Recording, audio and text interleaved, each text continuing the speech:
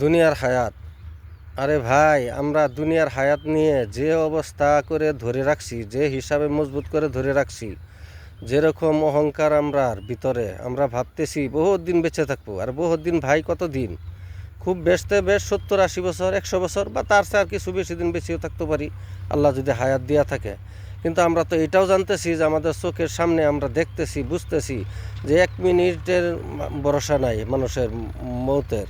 মানুষ, ছোটো বাচ্চা চলে যাইতেছে, বয়সস্থ চলে যেতেছে, চ্যাংরা চলে যেতেছে, আমরা নিজে চোখে দেখতেছি।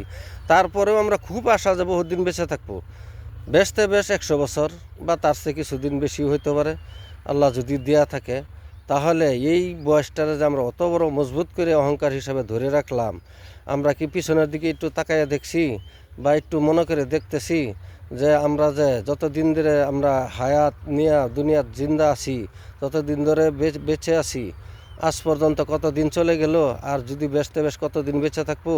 আরে ভাই, আমাদের হায়াত তো এরকমভাবে কমতেছে যে 1 সেকেন্ড 2 সেকেন্ড আমরা বুঝতেছি না। 1 সেকেন্ড 2 সেকেন্ড করে করে 1 মিনিট 2 মিনিট, 1 ঘন্টা 2 ঘন্টা, 1 মাস 2 মাস, 1 বছর 2 বছর, এরকম করে করে একদিন শেষ হয়ে যাবে, আমরা জানি।